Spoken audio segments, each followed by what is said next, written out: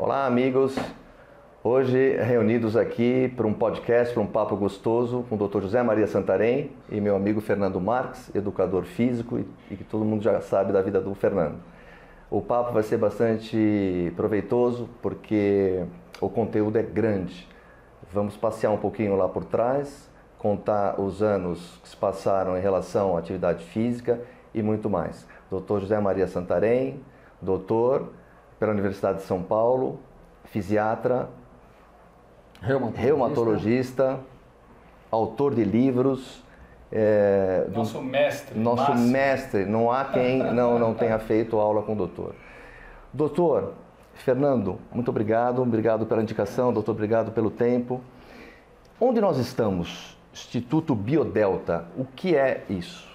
O que é esse tempo? Bom, antes de responder, eu agradeço a presença de vocês, né? É uma oportunidade importante para divulgar tudo o que a gente faz. Nós estamos no Instituto Biodelta, é uma instituição dedicada às aplicações, ensino e pesquisa do treinamento resistido. O treinamento resistido é a musculação, né? É a expressão mais acadêmica, né? Então, aqui, nesse local, é uma clínica onde nós atendemos pessoas em musculação e em mecanoterapia. Mecanoterapia é a aplicação terapêutica da musculação, que atualmente muitos chamam de musculação terapêutica. É possível isso, mas o termo mais tradicional é mecanoterapia.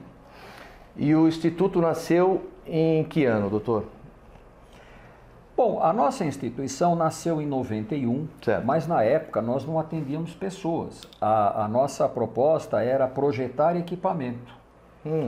Em 2001, nós passamos a atender pessoas. Então, essa expressão, essa denominação Instituto Biodelta nasceu em 2001, quando começamos a atender pessoas. Mas a instituição existia antes. Quando, em 95, nós criamos na Faculdade de Medicina um centro de estudos para estudar musculação para idosos. Foi o CECAF, Centros de Estudos em Ciências da Atividade Física, isso em 95. E a coordenação já era feita pela Biodelta, que depois virou Instituto Biodelta. Em que momento nasceram os cursos? 1996 nasceu o nosso curso de especialização, certo. Ainda promovido por esse centro de estudos, o CECAF, ligado à Faculdade de Medicina, ligado à disciplina de geriatria. Então a proposta era um curso de fisiologia do exercício, correto, com foco na musculação, mas nas questões relacionadas com a saúde e particularmente no envelhecimento. Doutor, na altura, o exercício resistido foi bem entendido ou o doutor passou ali por uma situação complicada para se fazer entender? Sim, só que uma visão do tempo aí é importante, né? A época mais difícil foi a década de 80. Começo de 90, no decorrer da década de 90, já haviam muitos trabalhos científicos mostrando qualidades da musculação. Então, o que antes a gente falava por intuição, por vivência, né, de só ver coisas boas, não ver coisas ruins, a gente não tinha muita documentação para convencer profissionais. Isso na década de 80. Mas na década de 90 começaram a aparecer 10 anos depois já teve uma boa evolução, né? Sim, e a gente apresentava essas evidências. A diferença da década de 90 para a atual é que as evidências se acumularam de uma forma espantosa. Hoje temos muitas evidências, todas mostrando benefícios, qualidades do exercício resistido. Eu quero ir antes. Um pouquinho antes? Eu quero ir um pouquinho antes. Eu quero saber por que o senhor se interessou em fazer musculação, quando o senhor conheceu o seu Eugênio Koprovski e fez junto a ele o nosso querido Azinha, o Instituto Paulista de Musculação. Perfeito. Que ano foi isso? Bom, vamos mais para trás então, porque você perguntou como é que eu comecei a fazer musculação. Eu era um adolescente. Anos? Eu tinha 16 anos. Eu era nadador. E na época do inverno, nós não podíamos nadar, porque a piscina fechava. Então, íamos para a sala de musculação. Aonde isso? No Palmeiras, no Clube Palmeiras. Ah, que legal. Aí eu fiquei gostando mais do peso do que da água, né? E o equipamento lá, doutor, na altura? Era muito rudimentar, né? Era junto ao ginásio de levantamento de peso. Imagina. Então tinham as barras olímpicas e tinha alguma coisa... Já tinha barra olímpica na altura lá? A barra olímpica existe desde o século XVIII, né? Do XIX. Não sabia, não. Opa, no Palmeiras sempre existiu. O Palmeiras foi muito bom em levantamento olímpico. Interessante. Palmeiras, Pinheiros e outros. Pinheiros eu lembro. O senhor se identificou mais com a musculação, porque ganhava mais massa muscular. Eu gostei da atividade, né? E aí eu entrei numa academia, Ginásio York, no centro de São Paulo, Quintino Bocaiúva, bem no centrão lá de São Paulo. O proprietário era o Oswaldo Pereira Júnior, o Oswaldão. Ele lutava luta livre em telequete, mas como amador, né? O nome dele era Marcos Vinícius. Vocês não lembram nada disso. Mas então ele era muito conhecido e tal, e eu comecei a treinar lá. E depois fui mudando de academias, etc. Conheci o Azinha numa dessas academias, né? O Azinha Walter Nunes Alves. Em 76 eu já era formado em medicina e comecei a me aproximar das federações para colaborar, porque eu gostava muito do esporte, mas eu não tinha genética para a competição. Então, bom, não posso ser atleta, vou ser dirigente, né? Me aproximei. Aí o presidente na época era o comendador Pascoal Angotti. E a academia, aliás, a federação era na academia dele, também no centro da cidade. Bom, e na época eu comecei a participar de campeonato, comecei a julgar campeonatos, né? E, já era de FBB? Não. Eu não me lembro se já era a FEPAM, isso aí eu não me lembro bem, mas era a Federação Paulista de Culturismo, né? Isso na década de 80? 70, tá. 76, 77. Tá. E eu conheci o Eugênio Koprovski, eu como árbitro e ele como atleta. Olha, que legal! Arbitrou? Interessante. Eu arbitrei campeonatos com o Ah. Eugênio Koprovski, que era um excelente atleta.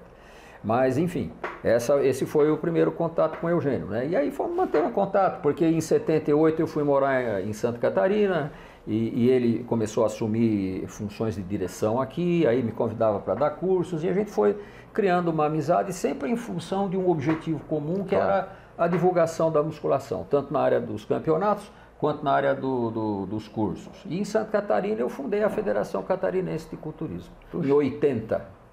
E lá ainda tem uma academia que usa o símbolo do macaquinho. Sim, sim, a questão do macaquinho. E lá em Joinville, onde eu estava morando, eu criei o Instituto Califórnia de Musculação. Inicialmente era cultura física, porque musculação ainda não era um termo muito divulgado. Isso em 1980. Cultura física. Era cultura... Modelagem.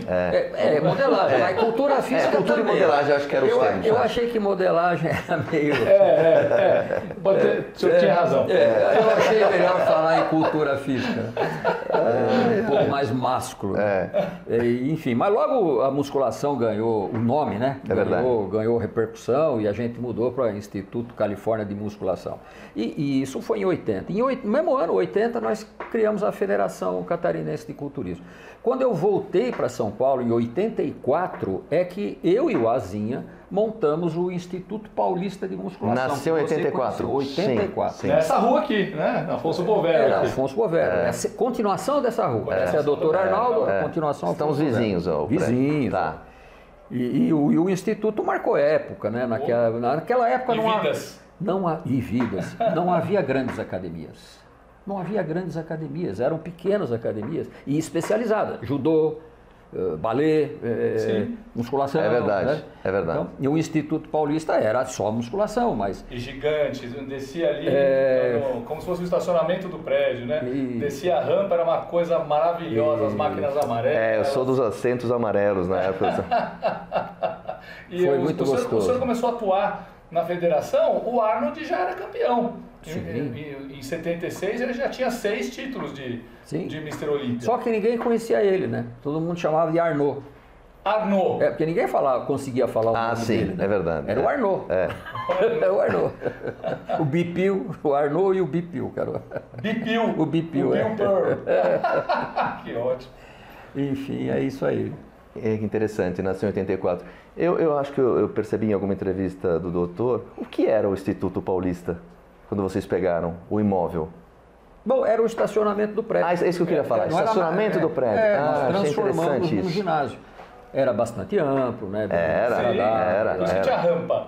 E interessante, na época, o Luiz Otávio já era um grande atleta e ele tinha uma academia dele ali na Teodoro Sampaio, em Pinheiros. A Training Club 2. Training Club, de treininho, né? Isso, porque tinha outra lá no Itaim e tal, né? Então, a gente era amigo e tal, e ele ia treinar lá no Instituto também. Quem não ia? Quem não ia e tal. Quem não ia? Nós frequentamos lá em 88. Eu treinava a perna lá, de quarta e domingo. Eu lembro direitinho. Era o melhor lugar para treinar. Aquele REC não existia. E o ambiente. Nossa. Respirava-se musculação. Né? Doutor, queria perguntar sobre os exercícios no Instituto Biodelta para pessoas saudáveis e com patologias. Que resultado o doutor teria para falar desses anos em relação a essas patologias? Até porque, se você me permite complementar a sua pergunta, a academia aqui, ela atende tanto uma senhora quanto um atleta de ponta. A gente já fez cursos aqui falando só de musculação de alta intensidade e os atletas vieram treinar aqui e tranquilamente. Bem obrigado, né? Super. Entrega o bom equipamento ele é assim, quando ele atende uma senhora e um atleta de ponta. Exatamente. Bom, antes de responder, só um comentário, quer dizer, todos nós aqui tivemos a nossa iniciação na musculação de competição, né? Sim. Agora, na qualidade de médico, eu sempre tive o interesse de usar a musculação como recurso terapêutico, porque eu via as qualidades, né? Como eu disse, mecanoterapia é uma área da fisioterapia onde se aplica exercício contra a resistência terapeuticamente. Só que o que se usava como instrumentos na época, isso na época assim, 40 anos atrás, eram pequenos halteres, saquinhos de areia. Verdade. Não, isso não existia isso no ambiente de fisioterapia, não. Então era uma coisa muito rudimentar e muito elástico, essas coisas, né? Então, como eu tinha vivência na área do esporte, eu fui vendo que aquele equipamento de esporte poderia ter grande aplicação terapêutica, porque eles, claro, eles são muito mais anatômicos. Com algumas adequações, que foi a evolução natural. Né? Quer dizer, o equipamento evoluiu na área do esporte e particularmente, eu me envolvi na aplicação terapêutica desses equipamentos, né? Bom, então é isso. Eu não sei se eu perdi o fio da meada.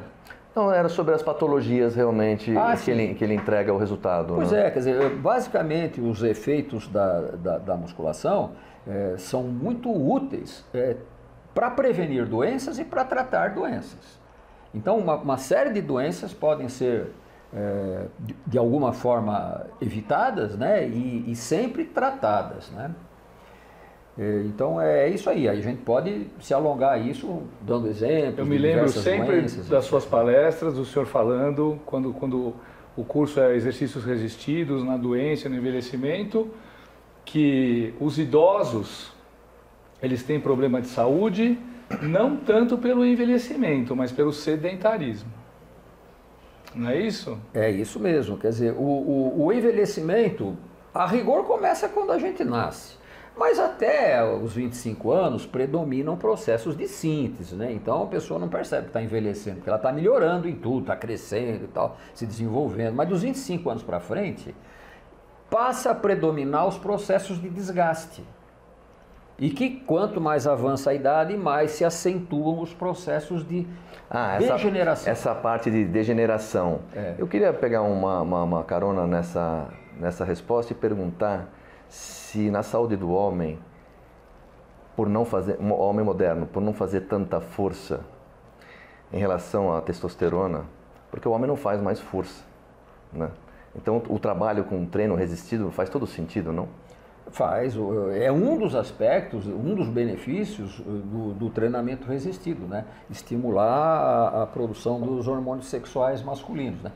Tudo indica que isso consegue manter níveis elevados, mesmo com idades mais avançadas. Claro que esses fatores ambientais, como exercício, alimentação, eles são importantes, mas sempre a biologia, a genética predomina, né? Todo mundo envelhece, todo mundo morre. Sim.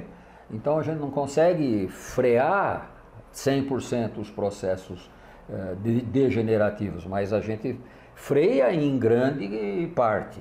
Tanto é que a qualidade de vida das pessoas que envelhecem fazendo exercício, não só por produção hormonal, mas por aptidão, por força, é muito melhor. Doutor, tirando uma fotografia aérea do momento que a gente vive hoje, o educador físico, ele caminhou a contento junto com a ciência para ter esse aluno ali na sala de academia? E vou além, o educador físico... é só nós queremos saber o olhar do doutor. O nutricionista e o médico, ou seja, os profissionais da área da saúde, estão a contento com essa necessidade? Eu acho que cada vez mais. Agora, vivemos hoje uma fase já bem feliz, bem avançada de expansão de conhecimentos. Nós vivemos fases muito obscuras, né? Por exemplo, quando eu era jovem, eu gostava de musculação. Eu pensei em fazer educação física. Mas não dava para fazer educação física naquela época, para quem gostava de musculação, porque ele era bullying. Muitos tentaram, desistiram. Na época, quem gostava de musculação ia ser técnico de musculação, porque não conseguia fazer uma faculdade de educação física. Havia muito preconceito. Fernando, você viu o que ele falou? Tempos sombrios. Sem dúvida. Né? Curioso o olhar, né? Isso é década de 60. É, interessante. Agora, isso foi evoluindo, quer dizer, os profissionais foram se atualizando, porque na época não tinha trabalhos. Então, o que havia eram preconceitos, especulações, e sempre para o lado negativo. Né? Eram divergentes. Mas com os trabalhos científicos, as coisas foram entrando nos seus devidos lugares e os profissionais foram se atualizando. Então, hoje a musculação é parte importantíssima das faculdades de educação física. Né? Eu pergunto isso para provocar o doutor em relação à busca incessante somente pela estética, né? Então eu quis provocar um pouquinho mais, acho que o Fernando vai falar com muito mais propriedade, o que tem hoje no mercado, o cardápio de atividades físicas, em busca da estética. Um dos trabalhos e dos cursos do Dr. Santarém, os quais eu fico sempre assim vislumbrando, né? Quando ele fala, eu dou palestra desde os 18 anos de idade, né? Eu vejo o Dr. Santarém falando 5 minutos, eu já falo, não sei nada mesmo. É uma coisa impressionante. Angustia, né? Ao mesmo tempo que ilumina, ele já fala, nossa, como você tem que melhorar, né? Enfim, um dos trabalhos que o Dr. Santarém explanou foi num percentual de 100% e praticando exercício resistido com o objetivo de hipertrofia, de estética, 25% reage muito bem, que são os campeões do fisiculturismo, 50% reage mais ou menos e 25% não reage. Quer dizer, aquele cara que entra ano, sai ano, ele tá a mesma coisa, o mesmo físico, ele não evolui. Porém, mesmo esses caras, esses 25% que não melhoram em nada a estética, a força aumenta. Então a qualidade de vida melhora. Ele tem saúde Aprendi articular, direitinho, então. não? Exatamente. Perfeito. Um repasse da aula anterior, né? Perfeitamente. É só um reparo. Esses 25% que reagem bem, uma pequena parte tem potencial para ser campeão de musculação. Para ser atleta de fisiculturismo. Não se conhece forte, o percentual, não se sabe. Mas certamente não é 25% das pessoas. Não, o pessoal reage bem, mas para ser atleta precisa reagir muito bem. Muito melhor. Eu passei por essa pergunta aí do educador físico.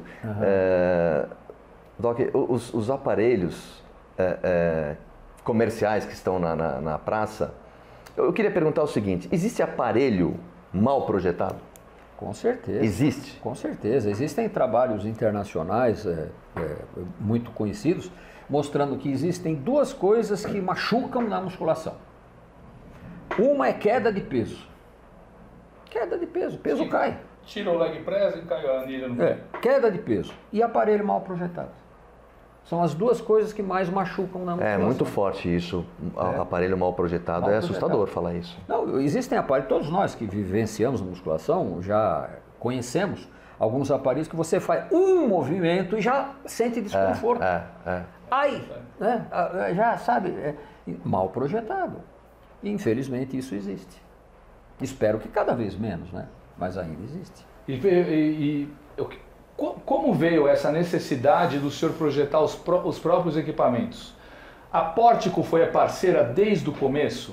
Não, não foi. Não é? Era uma outra marca. Não, na década de 90, 91, quando eu criei a empresa, a Biodelta, eu produzia os próprios aparelhos, quer dizer, eu fabricava. Mas a ideia foi fazer um equipamento que trabalhasse bem os músculos e aliviasse as articulações.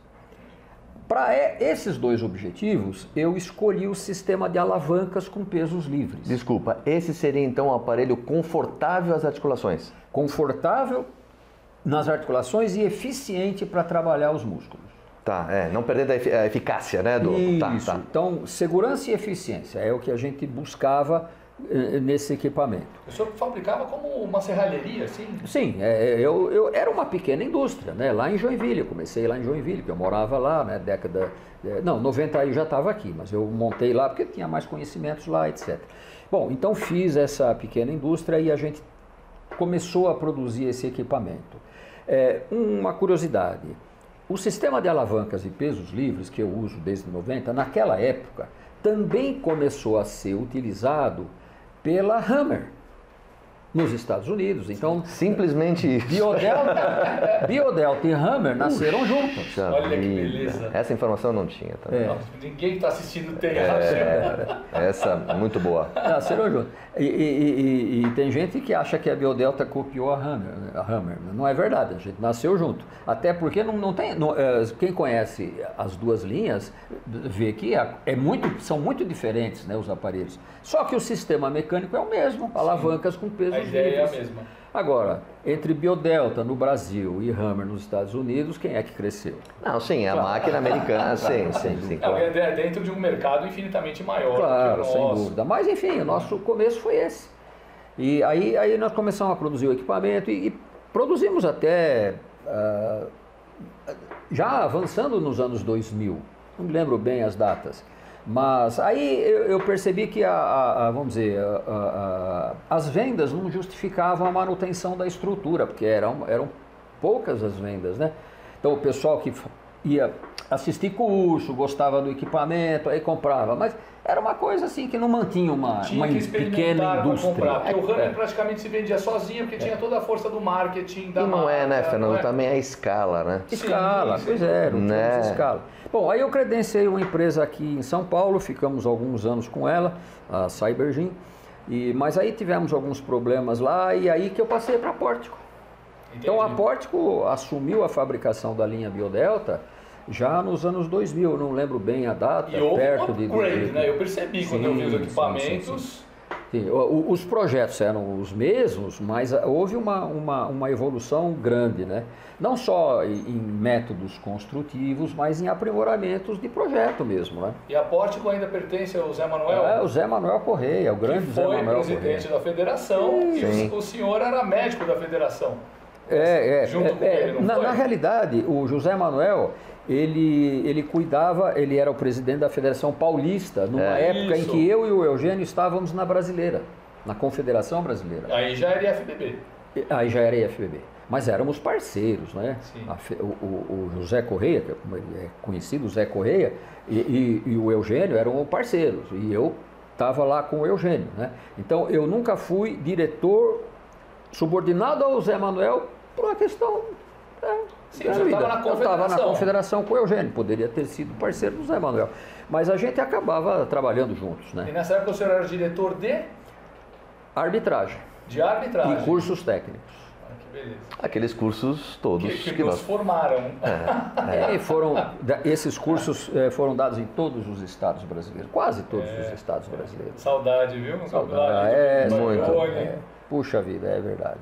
Muita saudade. Muita saudade. O pessoal que buscava lá ia por paixão, ia com sede de conhecimento. É verdade. Ia buscar lá inovar sem inventar. Era isso que a gente buscava. Eu queria perguntar para o doutor aqui que essa oportunidade é única. De estar aqui. É isso que eu ia falar. Que a galera pode achar que não, mas é duro. Tá do lado do Doc aqui. É que ele não sabe, é isso que eu vou perguntar para ele agora, o Fernando também, é a mesma coisa, apesar dos nossos caminhos seguirem um pouquinho diferente no segmento. Doc, o senhor tem ideia do que o senhor causou para a geração do Fernando Marx a minha, eu tenho 53, Fernando regula ali 51, 2. Quando o senhor deita a cabeça no travesseiro, como é que fica a vaidade, o ego desse médico, desse pesquisador, com esses livros todos? Como é que o doutor trata isso, assim? Que o doutor sempre foi muito, né, tranquilo, ele não mostra emoções. E isso, para mim, é uma oportunidade. Como é que o doutor trata tanta influência, assim, tanta coisa, assim? As pessoas falam do senhor muito mais do que o doutor pode imaginar, né? Sim, mais do que do John Wader. Aqui no Brasil fala mais do doutor Santarém do que do John Wader. Como o doutor lida com isso?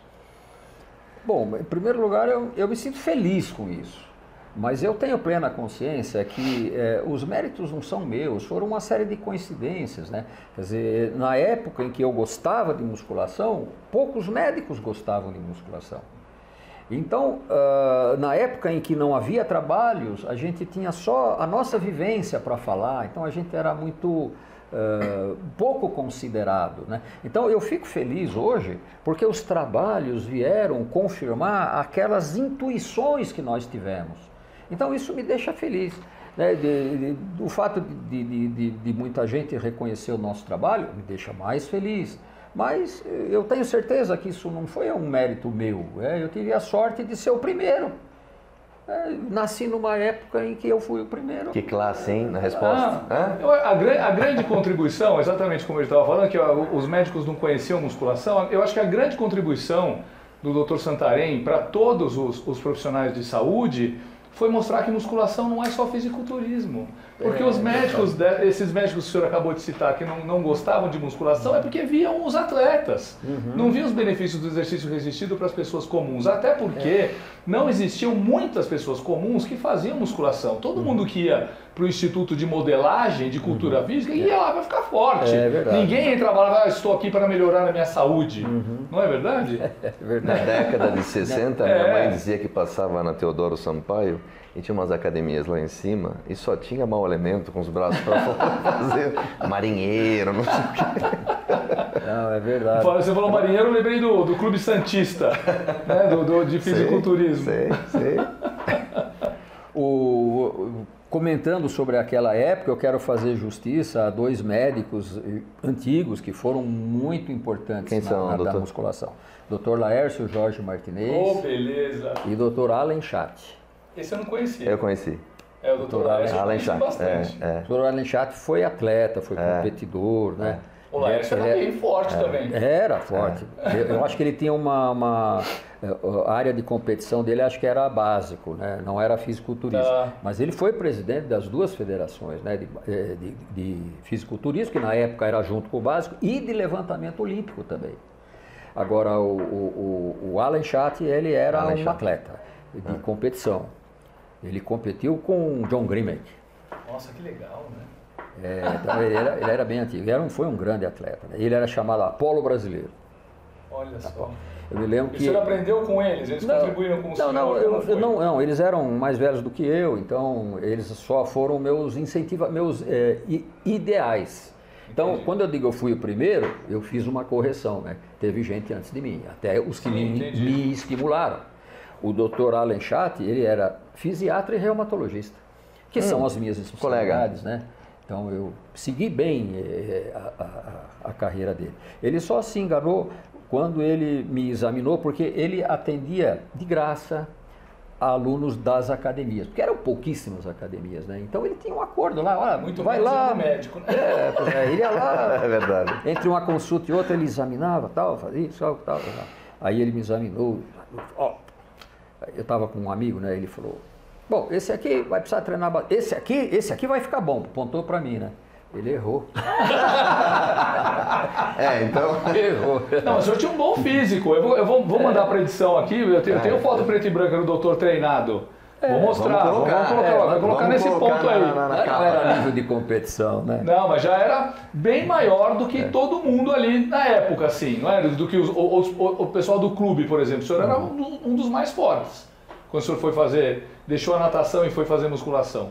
Não era? Era um dos mais fortes. Não era tão grande. Mais ou menos, né? Você vai ver a foto aí. Falando no que o Fernando está falando, o doutor está com quantos anos hoje? 73. mês que vem 3. Você tem Pronto. Legal. Agora me diga uma coisa para o outro lado. O homem de ontem envelhece da mesma maneira que o de hoje?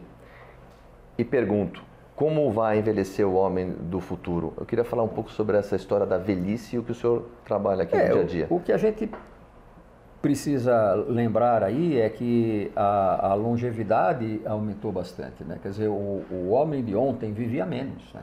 Ele morria mais cedo. Morria, né? Então, hoje... É recente, né? O homem vivia 30, 40 anos agora. Bom, exato, um pouco mais atrás, né? Mas cada vez mais o homem vive mais, né? Por conta do progresso da medicina, das vacinações, enfim, de todos os recursos de prevenção de doenças, né? Mas o importante é a consciência que se tem hoje de que não basta viver mais tempo, é preciso viver bem, manter qualidade de vida. Isso já é uma consciência. Então as pessoas que atualmente estão vivendo mais, mas há uma tendência para buscar se cuidar mais, para envelhecer com qualidade de vida. E isso passa pelo fortalecimento muscular. Doutor, é certo dizer essa loucura de mal de Alzheimer, problemas do sono, fibromialgia e todas essas doenças dos tempos modernos, eu consigo dizer que a musculação, infarto do miocárdio, ajuda na prevenção? Olha, para quem está assistindo e quer saber um pouco mais. Com certeza ajuda e ajuda muito a evitar esses males, mas nós temos que lembrar que na medida que as pessoas vivem mais, as suas predisposições genéticas para doenças também tendem a aparecer. Então, antigamente a pessoa morria antes de aparecer aquela doença. Hoje ela vive mais. Então usa-se mais a máquina, então tá. Vive mais, a genética se manifesta. Agora, com certeza, os exercícios físicos, particularmente a musculação, por diversos efeitos, contribuem para evitar essas doenças. Então, às vezes a pessoa tem a predisposição genética, mas tem aquele estímulo do ambiente, que é o exercício, e acaba equilibrando as coisas, e ou tem uma doença mais leve, ou nem tem a doença, enfim. Tem que juntar as duas, ter sorte de ter boa genética. Sim. E, na opinião da ciência, o que é um indivíduo sedentário? O que a ciência entende como fulano é sedentário? O cara que joga bola uma vez por semana é sedentário? Pois é. Aí é o seguinte... Existe bola todo fim de semana. O dia inteiro. Isso não é bom. Agora, será que é melhor do que não fazer nada? Isso está em aberto. Porque o sedentário é aquele que, na somatória das suas atividades físicas durante a semana, gasta menos de 600 calorias. Então, ninguém é sedentário. Desculpa, na semana? Na semana. Vou chegar lá. Na semana. Nossa, tá deitado. Eu vou chegar lá. Eu consigo. O sedentário absoluto é só se ele não puder se locomover, né? Porque normalmente as pessoas têm alguma atividade física, né? Se locomove, sobe escada, movimenta e tal. Mas se gastar menos que 600 calorias, ele é considerado sedentário. Mas por quê? Porque com menos de 600 calorias diárias, aliás, semanais, a pessoa tem mais doença. Estatisticamente, elas têm mais doenças crônicas. E quem gasta mais do que 600 calorias tem menos doença. Daí veio o conceito de separar o ponto de corte a 600 calorias por semana. Entendi. O que se recomenda hoje é que se gaste isso no mínimo. O ideal é gastar mais. Agora, o que é, em termos de exemplos, né? Gastar 600 calorias por semana? Meia hora de caminhada rápida por dia. Meia hora de caminhada, porque rápida ou não, aí é questão de condicionamento físico. Sim. Meia hora de caminhada, 5 dias por semana, dá 600 calorias. Olha só. 2, 3 sessões de musculação de meia hora, 40 minutos, dá 600 calorias. Então, o ideal é gastar mais. E é o que se preconiza. O Fábio Gianola, ele mostrou num dos cursos recentes dele, um trabalho científico, mostrando, olha, qual é o mínimo de exercício resistido que eu preciso fazer por semana, que já dá melhora na saúde, comprovado cientificamente. Então, houve um consenso, ele fez uma releitura de vários trabalhos científicos e mostrou lá que a pessoa fazendo musculação 2 vezes por semana só, assim, 3 séries de cada exercício, um exercício que empurra, que puxa e um leg press, fazendo isso 2 vezes por semana, 3 séries de cada um, a pessoa já tem melhora na saúde, já evita doenças. E também na aptidão física. Na aptidão física, não é? O Fábio Janot também é cria do senhor, né? Tanto na arbitragem quanto na profissão. Eu diria que a gente é colega, né? Eu me lembro das suas palestras ali nos anos 90, na FEPAM, naquela época, o senhor falando que, infelizmente, ainda a medicina no Brasil ela era muito curativa e pouco preventiva. Tanto que um dos títulos de um dos seus livros, o título de um dos seus livros é Musculação, faça antes que seu médico recomende. Linkando tudo isso, eu quero perguntar para o senhor aqui, as pessoas que vêm aqui ao Instituto Biodelta, elas vêm para prevenir, o pessoal está informado disso, ou vem depois que teve algum problema, alguma intercorrência? Nós temos os dois públicos, mas a maioria vem para tratar-se. Arrependidos de não terem cuidado antes. Então o mercado tem muito a informar. É bom levantamento que você fez. Porque se ele vem quando... já vem quando teve algum problema e o médico recomendou. Doutor, na esteira do que o Fernando está falando, quando o indivíduo percebe que está perdendo a força? Quando ele percebe, na vida diária. Diária, levantar do vaso, subir uma escada, ele está perdendo a força. Quando começa a ter instabilidade na marcha, vai levantar, tem uma tontura, então, quer dizer, pode ter outros fatores, mas a perda de força é um deles. Canibalizando, né? Tudo que o doutor falou, eu canibalizei para as minhas palestras. O exemplo clássico, que eu vi ele dar mais do que 2 ou 3 vezes, é o carregar bujão de gás.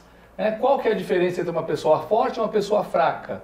Uma pessoa fraca, para fazer os esforços do dia a dia, ela recruta muitas fibras musculares para fazer atividades simples, como subir escadas, por exemplo. Uma pessoa forte, para fazer as atividades do dia a dia, usa bem menos. Recruta poucas fibras, menos fibras musculares, né, da totalidade do seu corpo para fazer as mesmas tarefas. E aí, eu lembro o doutor falando, né, o cara fraco, ele pega ali o bujão, o braço começa a doer, a pressão arterial em esforço sobe, ele cansa e tem que parar para descansar. Aí vem aquelas perguntas, né, puxa, mas musculação é anaeróbio, a caminhada é aeróbio. Vocês já pararam para pensar que tem idoso que caminha anaerobicamente? O cara é tão fraco que ele anda assim 50 metros, a perna começa a arder, o batimento sobe e ele tem que parar para descansar. Isso que é um bom aluno, né? Ele com certeza. Perfeito, com certeza. Exatamente. Não é isso? Exatamente isso. Eu fico arrepiado porque eu lembro dele falando, toda vez. Era marcante. Eu ficava assim, falei, tinha que estar na Rede Globo. Eu uma vez consegui levar o doutor num programa de televisão que era do Alexandre Frota. O senhor lembra disso? O programa Galera. O senhor foi lá falar. Falar que os anabolizantes não fazem mágica. Foi isso? Que o pessoal acha que... Achava, né? Muita gente acha ainda, né, que genética compra na farmácia, que anabolizante resolve todos os problemas. Aí não é assim. Puxa, é verdade. Você vê como o conhecimento já difundiu bastante, né? Que bom, né? Doutor, tem alguma patologia mais comum aqui no Biodelta, dessas pessoas que vêm já com os problemas? Exemplo, diabetes ou algo parecido? Ou é muito... Essas doenças gerais, como diabetes, hipertensão e outras, faz parte de um conjunto de problemas que as pessoas trazem. Mas não são esses os motivos das pessoas procurarem musculação terapêutica, ou seja, mecanoterapia. Elas vêm por causa de dores. Dor, né? Dor de coluna, dor de tendinite, de bursite, de artrose, enfim, dores em geral. Então, vem buscar uma solução, que a solução passa pelo fortalecimento muscular, pelo reajuste das estruturas. A lição de casa mesmo. Pelo fortalecimento dos tendões, né? E como as pessoas melhoram bastante, aí se entusiasmam, são mais autônomas e continuam praticando, né? Doutor, tem algum país no mundo que está bem à frente nesses trabalhos em relação à reabilitação, Tem algum país que é exemplo ou o Brasil está bem? Não, eu não saberia dizer, porque os trabalhos que a gente lê são trabalhos de diferentes partes do mundo, né? Então, claro, dos países mais desenvolvidos, né, que produzem muito mais, né? Mas então, tanto Europa, quanto Estados Unidos, quanto Canadá, Japão, enfim, temos trabalhos excelentes de muitos lugares. Então, não saberia dizer se algum país se destaca, né? Nos anos 90, desculpa, não, nos anos 90, eu me lembro de o senhor já chegar numa palestra com os dois pés no peito, falando de musculação e doenças, musculação e envelhecimento, e já disse assim, olha, 90% das pessoas que estão aqui vão morrer de aterosclerose. Até engasguei, eu fico emocionado, né? O senhor se lembra disso? Mais ou menos. Esse quadro continua? Ah, sim, porque isso é da natureza, né? Quer dizer, a degeneração das artérias é a aterosclerose, né? Isso. E o sedentarismo, isso tem muita base genética, mas o sedentarismo é o grande indutor da aterosclerose. Então, qualquer atividade física ajuda a prevenir a aterosclerose. E por isso promove saúde do coração, por evitar a aterosclerose. Agora, o que está se demonstrando cada vez mais, que a musculação é um dos mais eficientes para isso. Porque esse efeito de evitar a aterosclerose é efeito anti-inflamatório. Os músculos em contração, vocês sabem disso, mas é importante divulgar. Os músculos em contração produzem substâncias anti-inflamatórias, chamadas miocinas. Miocinas. É um grupo não é uma substância, é um grupo de substâncias. E esses efeitos... Remédio gratuito. É remédio produzido pelo próprio corpo, não é? De graça. Então, é remédio bom então, ainda. Justo. E a musculação é o exercício que mais produz miocinas, né? Que você explora a contração muscular, porque não é o músculo que produz, é o músculo em contração. O músculo em contração que produz miocinas. Né? Se ele trabalha, tem um remédio. Se ele trabalha, ele tem remédio. Tá. Então, isso influi para evitar a aterosclerose, evitar doenças cardíacas e muitas outras doenças neurológicas. E até na evolução de doenças que são inflamatórias. Então, muitos tipos de reumatismo ou doenças autoimunes, né, que o próprio organismo agride a si, né, produzindo anticorpos de forma inadequada, melhoram a evolução com a prática de exercícios habituais, regulares, né?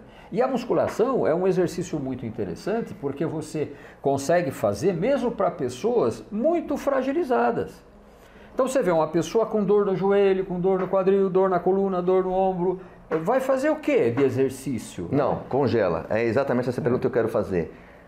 Muita gente deve estar se perguntando, eu não posso fazer musculação. Quem consegue caminhar pode fazer musculação. Quem pode fazer musculação? Né? Ela é muito versátil, né? Quem pode caminhar pode fazer musculação, não é isso? É uma noção errada, que musculação é uma atividade que, para ser realizada, precisa de uma boa aptidão física. E não é assim. Aliás, é o contrário. Quer dizer, a musculação é um tipo de exercício que se adapta mesmo para pessoas muito debilitadas. Gente de cadeira de roda.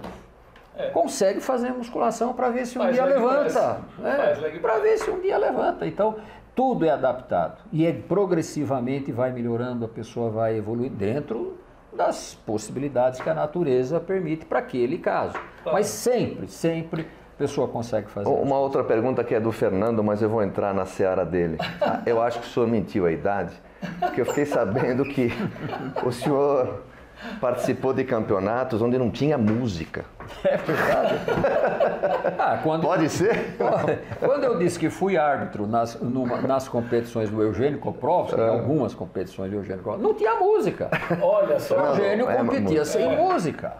Olha só. Isso foi na década de 70, final da década de 70. Não era na Grécia, era aqui mesmo. Isso é um pouco depois daquela sunga de onça, assim. Um mês depois. Num desses cursos que eu assisti, esse especificamente eu lembro, que eu cheguei assim... Você lembra de todos. Eu lembro, mas é que esse especificamente eu lembro. Foi lá no Teodoro Sampaio, onde o instituto era praticamente à frente, aí tinha a sala de palestras, eu entrei...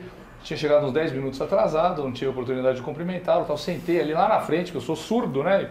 E gosto de prestar atenção no que ele fala. Ele já estava falando de saúde músculo-esquelética, né? Falando que músculos mais fortes aliviam o trabalho do coração e dos pulmões. Músculos mais fortes aliviam os trabalhos das articulações. Então você vê o Fernando Marques agora, que acabou de chegar aqui, você pode falar, olha, um cara aliviado. O senhor lembra disso? Que memória, hein? Ele não tem bom ouvido, mas lembra, uma hora ele tem. E aí veio o coro, né? Aliviado, aliviado. Muito bom essa do... Não, sensacional, né? Sensacional. Como o Valdemar sempre fala, né? Que se não fosse o Joe Hader olhar ali o que os atletas faziam e organizar o treinamento de musculação num sistema, né? Hoje o pessoal faz biset, triset, faz drop set, série gigante, sem saber os motivos pelos quais esses métodos foram criados e quem criou, né? Então se não fosse o Joe Hader, muitos dos profissionais de musculação não teriam ferramentas organizadas para trabalhar, né? Eu digo aqui, sabe, não preciso puxar a sardinha, que ele sabe que ele é um dos meus ídolos, né? É o Arnold ele, o Dr. Santarém. Se não fosse o Dr. Santarém, muitos dos profissionais que atuam na saúde e com excelência dentro das academias também não existiriam, porque esses cursos, que foi um trabalho de formiguinha, né, que o doutor fazia o mesmo curso. Eu ia ver várias vezes o mesmo curso, Fernando. Depois isso foi para dentro da faculdade de medicina, quer dizer, ampliou-se o público, né, mas esse conteúdo muito importante, e por que eu falei trabalho de formiguinha? Porque, obviamente, que os trabalhos científicos, eles se atualizam, isso vem, mas a base da palestra, a base dos cursos era sempre a mesma. Eu estou com você em gênero, número e grau, mas o que a gente observa, por a gente estar muito tempo no mercado, eu no varejo, o Fernando no mercado, educador físico e tudo que ele faz. O mais impressionante disso tudo que a gente viveu ali com os ensinamentos do doutor, é porque a gente percebe que ao longo do tempo, tudo que ele falou era muito verdade. Sim. Só que, na minha opinião, muito atemporal. Quando falava, modo de dizer, né? Quem prestava atenção era eu, você e mais 4. Bom. Não. É evidente que todos prestavam atenção. Estou falando absorver e a gente perceber que... Não, o diamante que ele estava botando pra gente ali. É incrível isso. Poucos vislumbraram isso aí realmente, né? Mas é bom que essas pessoas que deslumbraram continuam propagando esses princípios, tanto que um curso que ele dava dentro de uma federação esportiva, hoje está na faculdade de medicina. Não é? Aliás, eu publiquei no meu Instagram essa semana o senhor de garoto propaganda ali do curso de pós-graduação na faculdade de medicina, é isso? Fui bem. Muito! Muito! Como que é esse curso? O nosso curso de especialização começou em 96, foi o primeiro curso lá na Faculdade de Medicina, né? É o mesmo curso, agora é um curso de especialização, né? Médica? Lato sensu. Não, é para profissionais da saúde. Todo mundo? Médicos, fisioterapeutas, educadores físicos e outros profissionais interessados na temática, né? Que é o exercício resistido na saúde, na doença e no envelhecimento. Então, esse curso começou em 96 e é claro que ele foi evoluindo, não é? Sim. Então, os professores são convidados, a maioria é da USP, mas não todos, né? E eles vão atualizando as aulas. As minhas aulas, por exemplo, elas são basicamente a mesma, como você falou. Mas o que a gente vai trazendo? As novas evidências. Porque, felizmente, as novas evidências confirmam as antigas. É isso que eu estou falando. As novas confirmam as antigas. Quando a gente começou, havia poucas evidências. A gente trazia, mas eram poucas. Agora, na medida que aumenta, a credibilidade aumenta também. Doutor, eu quero abordar 2 assuntos que acho que é de curiosidade de todos. Eu queria que o doutor desse uma passadinha sobre morte súbita dos atletas de todas as modalidades nos últimos 10 anos. O número é muito alto. E uma outra coisa, na opinião do doutor, eu não vou falar qual é a atividade física, mas as atividades físicas moedoras de articulação e que contribuem para a não saúde.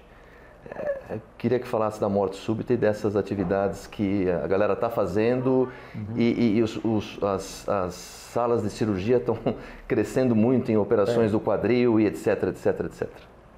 Bom, em relação à morte súbita, a gente precisa lembrar que existem doenças que predispõem à morte súbita, né?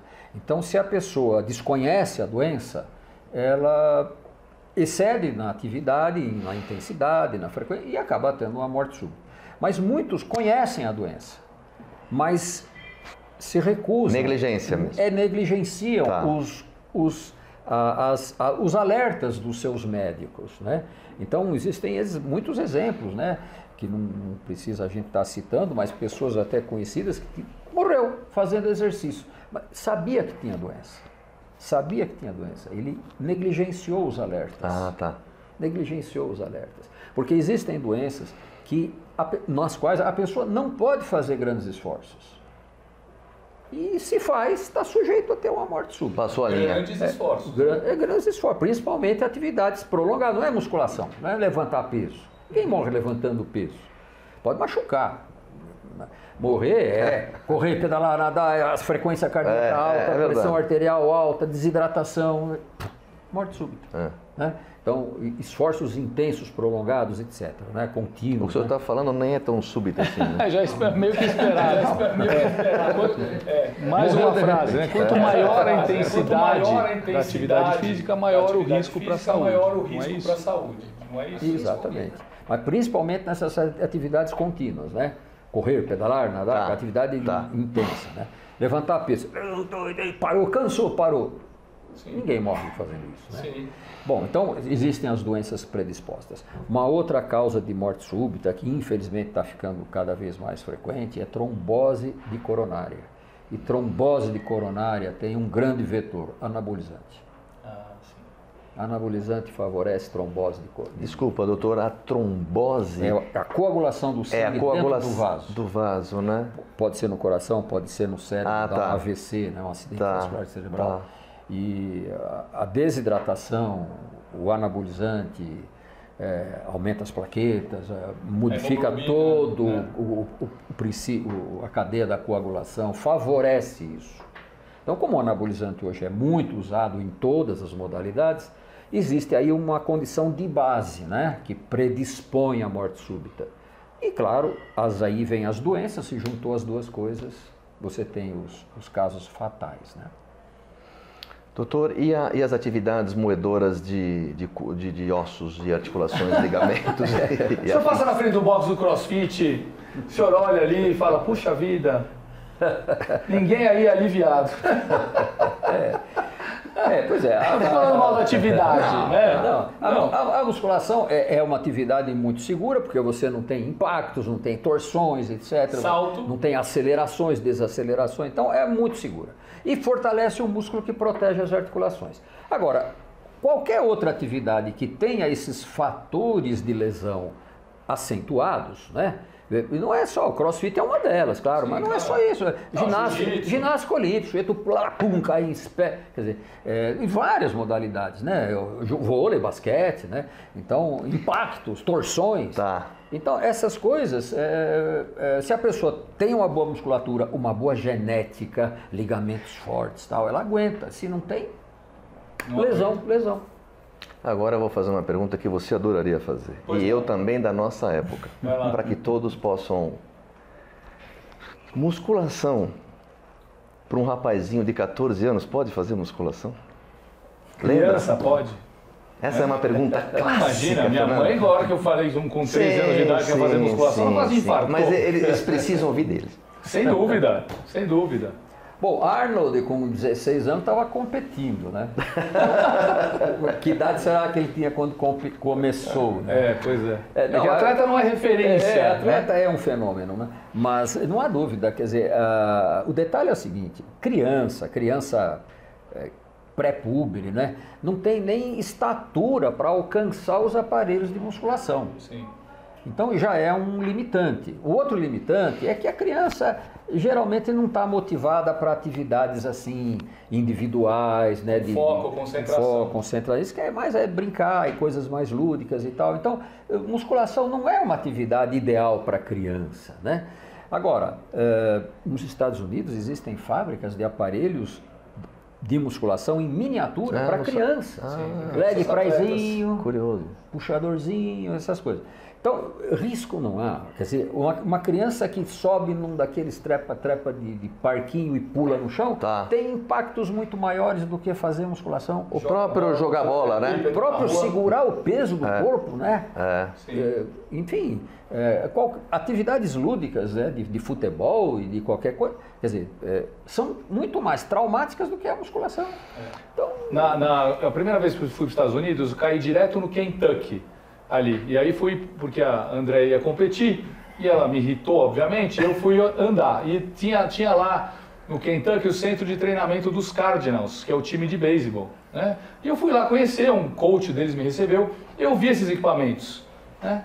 Eu falei, nossa, as crianças aqui, elas treinam para o time infanto juvenil. As crianças que jogam beisebol, elas fazem musculação 2 vezes por semana, porque elas se machucam menos jogando beisebol. Isso é estatístico. Um colchão de segurança ali para as crianças com um esporte traumático. Estatístico isso, doutor? Complementa então, que é essa experiência. Isso, quer dizer, as criança atleta se machuca menos quando pratica musculação, se machuca menos.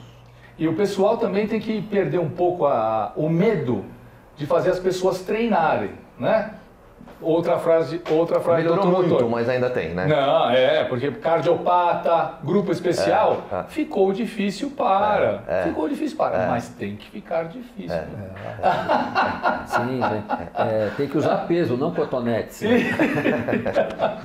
O doutor está com quantos livros publicados? Bom, eu tenho um livro mais para público geral, que é esse que ele comentou, né? Musculação, ou você comentou, né? Comece a praticar que o seu médico manda, e é para a população geral. Agora, fora isso, eu tenho muitos capítulos de livros. Não tenho um livro meu, tenho capítulos de livros, diversos livros. Que o senhor podia fazer uma coletânea, né?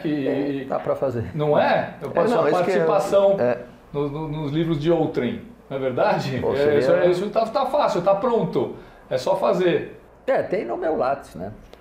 Muito bom. No currículo Lattes. E agora esse curso aí que o senhor foi garoto propaganda, quando ele começa? Bom, todos os anos nós temos início de novas turmas, ou quase todos os anos, porque o curso atualmente dura 18 meses. 18 meses. Então, porque é aos sábados a cada 15 dias. Isso é muito bom para quem mora longe. Carga horária X, mas com uma certa tranquilidade para quem mora distante. Exatamente. Então, aos sábados a cada 15 dias. Então, nós temos turmas que se alternam.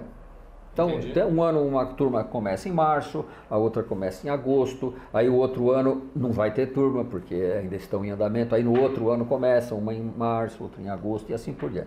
Então, a próxima turma começa em março do ano que vem. Que ótimo. Aos sábados a cada 15 dias. Eu tive a honra de participar como convidado dentro desse curso para falar sobre bodybuilding. Sem dúvida. Não, você só se afastou por causa da pandemia, que você não queria dar aula à distância, né? Eu sou bom ao vivo, eu sou muito teatral, na frente das câmeras assim, porque o senhor percebeu que eu não estou olhando lá, estou olhando para o senhor. Na frente das câmeras atrapalhou muita gente. Mas também ela deu luz a um novo modal que acho que não tem mais volta. Não, isso aqui, por exemplo, adequa. Isso aqui, por exemplo, a pandemia explodiu, né? Esse formato de podcast, entrevista. O que nós fazemos de reuniões à distância é impressionante, né? Eu vejo bastante colegas do doutor, o doutor faz com bastante cardiologistas e outras áreas da ciência. Né? Eu queria perguntar. Não, e mesmo reuniões internas, né? Vamos sim. reunir e tal, para discutir algum assunto, vai tudo à distância, cada um na sua casa. Por que o senhor escolheu ser fisiatra? Quando podia ser oftalmologista, podia outra Por causa da musculação. Por causa da musculação. Então a musculação ajudou o senhor a escolher a sua especialidade médica. Sim. Quer dizer, a fisiatria é a área médica que estuda a fisioterapia. É o médico que faz fisioterapia, é o fisiatra. Né? Sabe o que eu estou achando? Desculpa. Ele ama mais a musculação que você. É mais tempo de vida. É mais tempo de vida. Sem dúvida. Não, mas sem dúvida. Não, bacana essa escolha, por isso que eu estou provocando. Sim, né? claro, Né? Ele falou por causa da musculação. Não é rápido, né? Sem dúvida. É a especialidade que permite você aplicar a musculação como recurso terapêutico. É a fisiatria. Que beleza, hein? Treinamento, né? É treinamento. Agora eu vou fazer uma pergunta delicada, me permita. Quem era o Dr. José Maria Santarém de ontem? E quem é o de hoje? Bom, eu era um jovem, hoje eu sou bem mais velho. Não vale essa resposta. Mas é a realidade. Então, eu era um jovem entusiasmado com essa ideia, né, da musculação sendo vista como realmente deve ser vista, né, com justiça, sendo aplicada na população geral como mecanismo de promoção de doença. Então, eu era um jovem entusiasmado com isso.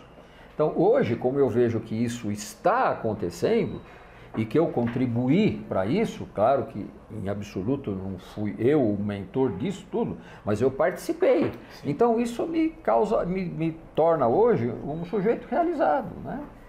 Bacana. Cumpri a minha obrigação. Sabe no que ele participou?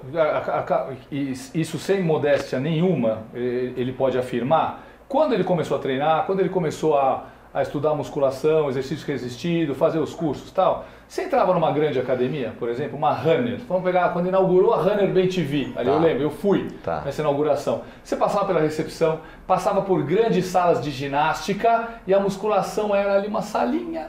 Um corner. Largada lá, a própria companhia atlética tinha uma sala de musculação e tinha uma sala separada de hipertrofia. Eu falei, ué, não entendi. Eu não entendi o que é isso aqui, né? Então a musculação estava meio marginalizada dentro do próprio mercado, especialmente aqui no Brasil, né? E hoje, quando você olha o mercado hoje, o que é a maioria das academias que tem por aí, especialmente essas academias low cost? É só musculação. É só musculação. E tem a ergometria ali, obviamente. Mas não tem salas de ginástica em grupo, né? Dificilmente uma mesma atividade física aplicada a um grupo heterogêneo de pessoas vai trazer os mesmos benefícios para os praticantes. Eu canibalizei esse senhor assim a minha vida toda. Que bom. É muito legal. É mais um motivo de orgulho para mim. Né? Eu vou te falar, para que todos saibam, esse bate-papo não seria tão proveitoso, tão gostoso sem a presença de Fernando Marques, porque ele é que resgata tudo isso, né? O meu olhar é um pouquinho diferente, né? Então, eu quero agradecer muito ao Black School e ao Fernando porque é outra coisa, né? Não teria, acho que, capacidade para entrevistar o doutor sozinho. Eu sou entusiasta da musculação, do bodybuilding, mas sou entusiasta do trabalho dele, né? Porque o trabalho do Dr. Santarém, ele deu lastro para os profissionais de saúde que gostavam de musculação. Não é? Esse é o trabalho dele que nos lastreou, que nos dá base o baldrame para trabalhar. Né? O pessoal, eu vou fazer ali alongamento que previne lesão. Não tem trabalho. Não tem? Tem? Já? Não tem trabalho. Acho que eu só estudo musculação. Eu lembro. A gente está falando de alongamento, né? Já nos alongamos demais. Vamos fazer musculação. Doutor, agora outra saia justa. Desculpa, só para complementar o que eu falei. Então você vai nessas academias low cost, é só musculação e ergometria. Então, qualquer esquina aqui tem. Não é a academia para o cara fazer exercício resistido, se ele está orientado ou não, é uma outra história. Se ele vai permanecer Mas ou a não, oferta, né, você está falando? É uma outra história. Então tem muita oferta. E grande parte das pessoas que vai lá 1, 2, 3 vezes por semana, acaba engrenando na atividade. Então nisso o Dr. Santarém contribuiu muito, né? Se no começo da carreira dele e na nossa, existiam pouquíssimas academias de musculação, hoje em qualquer esquina você tem uma Smart, uma Biofit, qualquer que tem musculação ali, com bons equipamentos, inclusive. É isso que me deixa feliz. A gente não pode deixar de falar, acho que a responsabilidade nossa é que a gente sempre fala, né, em relação à América do Norte, em relação a John Weider, Ben Weider, e tudo é a história, né, do nosso segmento até ainda para trás, mas as pessoas que aprenderam com o doutor e etc., e nós que respeitamos e reconhecemos o trabalho dele, é nossa responsabilidade passar para esse menino que faz com você, esse menino que te adora, desse profissional. Sim, é por isso que eu divulgo o tempo todo. Todo curso. Você vai encontrar 500 trabalhos científicos falando uma coisa, 500 dizendo outra. Você quer trabalho científico sério? Olha, ó, de novo, treinamentoresistido.com.br. Tá aí minha equipe, ó. Toda vez eu falo treinamentoresistido.com.br. Lá você vai encontrar os trabalhos sérios sobre exercício resistido e saúde. Você entrou na minha seara, agora eu vou entrar na sua. Tá? Lá vem. Vou entrar na sua. Lá vem. Sobre suplementação e nutrição. Quando o senhor tomou ciência ali no meio da sua carreira, da musculação, da prática da musculação, quando o senhor tomou ciência da importância da alimentação em todo esse processo, e os suplementos? Quando eu comecei a treinar, o pessoal me falou para tomar caracu com ovo pós-treino, né? E se estiver treinando forte, levedo. Não é verdade? E qual foi o senhor nessa matéria de suplementos? Qual foi o primeiro contato com suplementação? O senhor já de cara soube que o suplemento era um alimento por ser médico? Porque muita gente ainda confunde suplemento com medicamento, enquanto suplementos são alimentos. Ou ainda complementando a pergunta do Fernando, eu diria, por o doutor ali, então, um profissional da área da saúde, tinha preconceito em relação à suplementação? Em algum momento, não, isso não serve para nada? Como é que foi esse entendimento na época? Vamos voltar para trás. Quando eu comecei a praticar musculação, eu não estava nem na faculdade de medicina, mas eu lia muito revista americana, né? Então lá a gente via... Era a fonte de abastecimento de informação ali, né? E suplemento já era uma coisa bastante... Agora aqui no Brasil praticamente não tinha nada. Como você disse, o pessoal usava o quê? Levedo de cerveja, caseína do leite.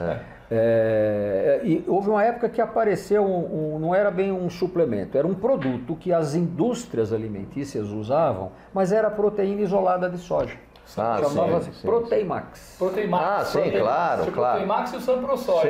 Sim. Então, eu era estudante ainda, eu era estudante de medicina, eu ia na Sambra, ali no Jaguaré. Sambra, que fabricava o Proteimax. Aí eu comprava saco de 60 quilos. Legal essa história. Levava para academia e lá a gente dividia em potinhos, porque cada um dava um valor para comprar o sacão, né? Aí a gente dividia em potinhos, só que aquele era um pozinho tão volátil que a academia ficava uma névoa de Proteimax. O dia de dividir o Proteimax, ninguém treinava.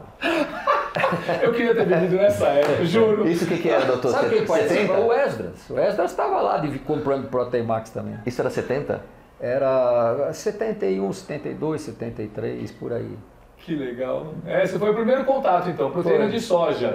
Porque é o que tinha, né? Depois começaram a aparecer suplementos mesmo, né? Então, a própria Integral Médica foi uma das pioneiras, sim, né? Proteinato de cálcio, em seguida a probiótica. Protein 80. Mas tinha muita coisa. Aí a gente já podia escolher, né? Sim. Mas quando não tinha, a gente ia atrás, Guaraná, né? Guaraná era muito e essa busca do complemento alimentar veio porque muitos que frequentavam a academia, como o próprio Esdras, né, que também trabalhava lá no Clube Pinheiros, com o pessoal de levantamento, tinham consciência de que para o atleta render bem no esporte, ele tinha que se alimentar direito, não é isso? Exatamente. O senhor acompanhou isso, assim, quando que o senhor tomou consciência disso? Bom, a consciência já vinha desde antes da faculdade, né, pelas revistas americanas. É que nós não tínhamos, né? Pois é, aí isso foi um crescente, né? Tanto de informação como de conscientização. Agora, houve naquela época muita especulação de que isso não seria saudável. Não, você não pode tomar muita proteína porque você vai prejudicar o rim, aquelas coisas. Claro, Até hoje. Claro, até hoje. Então, até hoje tem, mas hoje isso é desconhecimento, né? Porque os estudos não permitem falar uma coisa dessa. Mas tem muito profissional desatualizado, né? Sim. Então, é claro, veja, é uma situação completamente... Se o sujeito tem uma doença renal, ele não pode comer muita proteína. Sim, porque ele tem uma doença renal. Ou na forma de alimento ou de suplemento. Agora tem gente que, então você não pode comer proteína, senão você vai ter a doença renal. Quer dizer, é uma inversão que não tem sentido. Doutor, o que isso não é polêmico, viu? Não, é verdade. Mas ainda tem gente desconhecido. Eu sou nutricionista falando, eu já vi em vários podcasts na internet. Não, suplemento é só quando fizer 18 anos. Suplemento é alistamento militar. É outro corpo, não né? é. Sustagem, o que é? Que dão para recém-nascido, o que é? Não é suplemento? Papinha. Doutor, o que não pode faltar na despensa da sua casa como suplemento? O doutor toma alguma coisa, tipo ômega, uma coenzima, uma proteína? Eu só uso whey protein. Whey protein? Só uso whey protein. Agora, uma alimentação bem equilibrada, Okay. Frutas, verduras, legumes, né? Cereais integrais, né? Mas suplemento eu uso whey protein. Whey protein para complementar proteicamente a dieta. Fora HD. Viu? Que coisa, hein? Ó, que moral, hein? Moral, hein? Não, então, uma das coisas que eu sempre falo, eles são testemunha, que o suplemento alimentar, nos dias de hoje, com essa consciência que as pessoas estão tomando de musculação, atividade física, na prevenção de doenças, ele pode favorecer muito mais um idoso que tem sarcopenia do que um atleta que consegue comer 6 vezes por dia, 200 gramas de carne por vez. Vai entregar muito mais, né? Eu fiquei abismado quando eu fui para a Inglaterra a primeira vez. Eu vi assim, primeiro que eu achei que estava tendo uma convenção da terceira idade na cidade, porque o que tinha de velhinho na rua, nos bares ali e tal, uma convenção da terceira idade ali em Southport. Aí eu fui para a loja de suplemento, os velhinhos lá comprando suplemento, comprando ômega, eu falei, gente, foi 2005 isso. 2005. Então o senhor concorda com isso, que um suplemento pode ajudar muito mais um idoso que tem sarcopenia ou alguma doença degenerativa do que um atleta que consegue comer? O idoso não consegue comer. Esse é o problema, trazer problemas de mastigação, problemas de paladar, né? Então ele não consegue usar as fontes proteicas habituais, né? E o suplemento ajuda muito, né? O idoso se beneficia muito do suplemento. Esse é o nosso maior mercado, eu sempre brigo. O maior mercado é quem não toma ainda, quem não tem a consciência do suplemento, o alimento. Esse é o maior mercado. A pirâmide está aqui é a classe que forma opinião, mas na base da pirâmide, que é onde você está falando, está toda essa problemática. Sim. Que tem que passar essa cultura. Informação. Doutor, se eu tivesse que apontar um ídolo, quem seria? Eu, pessoalmente? Sim. Bill Pearl. Bill Pearl? Que legal, hein? Que legal. Um vídeo dele com o Chris Dickerson na semana passada, 1982, quando o Chris Dickerson foi Mr. Olímpia e o Bill Pearl que o treinou.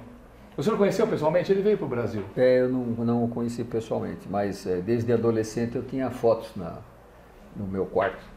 Meu pai ficava meio preocupado. O Arnold fala isso também, né? Mas ele foi um dos grandes atletas que também vestiu a bandeira e a causa de divulgar o não uso dos anabolizantes. Sem dúvida. No esporte. Foi um grande. Ele e Reg Park fizeram muita campanha contra o uso de anabolizantes e eles eram os exemplos. Eu sou o exemplo. 52 de braço, é uma coisa absurda, né? Agora, mas quanta gente se enche de anabolizante e não chega nisso, né? Não chega nem perto. Não chega nem perto, né? Então, quer dizer, o sujeito nasceu com aquela genética, obviamente, sorte grande. Mas, e daí? Campeão é um fenômeno geral. Em cursos do Sr. Eugênio Koprowski, ele sempre mostra o Reg Park e tal, fotos de atletas que foram campeões numa época os esteroides não tinham sido nem inventados. Exatamente. Hoje em dia já o cara entra na academia, o que eu tomo? Jeito, meu filho. Compra um bonezinho trembolizado, camiseta, quem cresce natural é planta. Mas eu falei outro dia no podcast, parece que a pessoa tem uma sensação de pertencimento quando ela toma esteroide anabolizante. Fernando, e as meninas, né? E as meninas, novinhas, adolescentes, né? Estão usando muito. Nossa, você pensa que é mágica, né? Triste e preocupante, né? Automedicação sempre, né? Doutor, aproveitando que nós estamos aqui, existem trabalhos consistentes dos últimos 20, 30 anos em relação ao uso de anabolizante esteroide na saúde desse povo que fez uso há 20, 30 anos atrás? Existe algum trabalho consistente em relação a isso no mundo? Eu desconheço, talvez exista, mas eu desconheço. O que eu posso me lembrar é que atletas do passado que não usavam anabolizantes estão morrendo de velhinhos. Bill Pearl morreu com 91, mas ia fazer 92. E outros, né? O próprio Lehane tem uma boa saúde, né, Fernando? Cara, olha, eu falo nas minhas palestras, né? Eu conheci pessoalmente todos os Mr. Olympia, apertei a mão de todos. Desde 1965 até os dias atuais, eu apertei a mão de todos. O Lee Haney, que foi o cara que mesmo na alta intensidade usou os métodos Wader, é o que está vivo e mais saudável até os dias de hoje. O Dorian Yates está todo rompido, o Ronnie Coleman tem todos aqueles problemas articulares e tal, mas isso é um trabalho interessante para o pessoal que está nos assistindo, o pessoal pesquisador, né, poder desenvolver. Talvez os métodos tradicionais de musculação, essa que a gente sempre divulgou, 80% aí de um RM e tal, essa musculação entre 8 e 12 repetições, mesmo na alta intensidade, são os que promovem também o prolongamento da saúde. Né? Porque o Lee Haney, ele não tem lesões, ele continua trabalhando, ele tem ali a clínica de personal trainer dele que desenvolve, junto com o filho dele, um trabalho de educação muito importante nos Estados Unidos. Né? Então, também, já falei aqui, quanto maior a intensidade, maior o risco para a saúde em qualquer atividade física. Mas os métodos Wader se mostram seguros mesmo na alta intensidade, mesmo num cara que foi Mr. Olympia, ele tá aí, foi 8 vezes, hein? Então, Fernando, agora já caminhando para o final, mas entrando de novo na tua seara, que eu quero incomodar. Doutor, em relação a grandes cargas para resultar em hipertrofia, eu acho que é uma confusão que os colegas fazem até hoje, né? Então, acho que eu queria ouvir do doutor se realmente, a pergunta meia, né? Se as grandes cargas são necessárias para a obtenção de aumento de massa magra, é uma condição isso? Olha, supercargas eu estou falando. Sim, isso é uma coisa que já está bem estudado com muitos trabalhos científicos. Então não é um trabalho nem dois, é um consenso. Um consenso. E qual seria? É o seguinte, a gente precisa trabalhar até fazer as repetições até ficar difícil, não necessariamente chegar na falha. Ficou difícil, claro, perto da falha, duas antes da falha. Ficou difícil. Estou com dificuldade de completar a minha 8ª repetição, isso já é uma dificuldade. Isso, para. Se você forçar, você faz mais uma ou duas. Mas ficou difícil, você pode parar. Esse é o entendimento. Porque você vai ter os mesmos benefícios que você chegar já recrutei tudo. Agora, benefício em quê? Em força e massa muscular. Quando a gente vê os grandes campeões usando grandes cargas, a gente fica com aquela ideia, tá vendo? A gente tem que treinar super pesado para virar um super campeão. Isso. É isso que a molecada acha. É o contrário. A pessoa aumenta o peso quando fica forte. Ela não precisa aumentar o peso para ficar forte. O olhar. Primeiro fica forte, depois aumenta o peso. Eu conheci um sujeito que quando eu comecei a treinar, isso é muito boa. Foi instrutor meu. E ele dizia assim, sou inimigo de peso. Era o Wilson Magalhães, foi campeão paulista. Wilson Magalhães, sou inimigo de peso. Ele era muito forte, grande, forte. Aí você via ele, você pensava que ele treinava leve, né? Sou inimigo de peso. Você ia ver ele treinava pesado para burro. Mas o que ele queria dizer? Eu não faço força. Ficou difícil, eu paro. Só que o que acontece? Uma genética privilegiada, o sujeito vai ficando forte. E aí quando ele vai ficando forte, o peso vai ficando leve. Sim. Aí ele vai aumentando o peso. Sim. Então isso repetido, o sujeito com 10 anos de treino está treinando com cargas enormes, sem fazer força. Isso que o senhor está falando, a gente esbarra naquela máxima que o senhor fala há 150 anos, em relação à genética, que o indivíduo perceba que não adianta eu... Nasceu para aquilo. Eu não nasci. Não é já vimos vários, né? Vai ser a carga. Então. Não é a carga que vai me fazer hipertrofiar. Não. E o que ele está dizendo aqui, que fique bem explicado, não é que tem que treinar fofo, como falam hoje em dia. Claro que não. Tem que ficar difícil. O que um atleta e uma pessoa que busca saúde tem em comum em seu treinamento? Tem que treinar até ficar difícil. Ficou difícil para o atleta, ainda tenta dar uma roubadinha, faz mais uma, mais duas, mas o consenso científico já mostrou que as atividades com esforços submáximos, elas têm tanto benefício quanto aquelas que buscam a falha total. Igual, mesmo benefício. Muito interessante. Para que não haja, inclusive, rompimento de peitoral, de bíceps. Até por segurança, né? Mas, então, que fique claro, quer dizer, não é que você não pode chegar na falha, passar supramáxima, auxílio, chat e tal. Tá. Pode, só que não precisa. Ele arregaçou. Não, para eu estou satisfeito. Estou bem satisfeito. Não vou esquecer mais disso. É uma clareza, assim. É muito bom. Beleza. Podia ficar 3 horas aqui, né? Nossa, vamos passear pelo Instituto, né? Vamos mostrar a academia, fazer uma mostrar filmagem. Os equipamentos. Eu novamente gostaria de agradecer muito a Black School por essa parceria, Dr. Santarém. O Instituto Biodelta? Instituto Biodelta, por esse papo, que eu acho que esse filme vai ficar para muito tempo, né, Fernando? Para que a gente volte a consultar. Tem uma pergunta que eu não fiz ainda. Vamos lá. O senhor já fez muito. Tá, vou ficar quietinho. Enxerga muita coisa a fazer ainda? Como que é a sua semana? Como o senhor divide seu tempo, suas atividades? Quanto tempo o senhor fica aqui? O senhor vai no hospital, dá aula? Como que o senhor faz esse planejamento? Bom, o hospital eu não frequento mais, né?